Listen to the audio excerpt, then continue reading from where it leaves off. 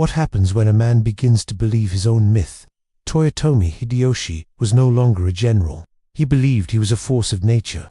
Standing on the edge of the Tsushima Strait, he looked at Korea and didn't see a sovereign people with a 1,000-year history. He saw a whole way. His arrogance was so absolute that he expected the Hosin king to simply step aside and lead the Japanese vanguard into China. It was a mistake born of pure, unadulterated ego.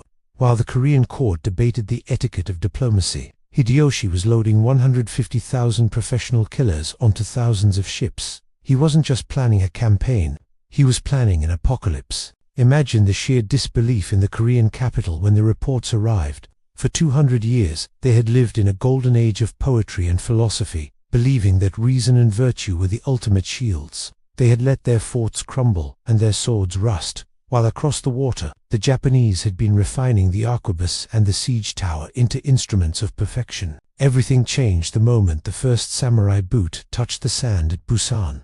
Hideyoshi's gamble was logistically insane, a reach that spanned an entire ocean, but his cruelty was his strategy.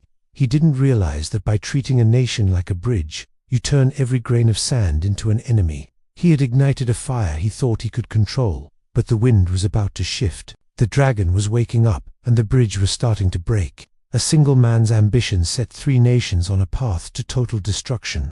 Arrogance has a price that is always paid in blood. Watch the full story to witness the moment the world began to burn.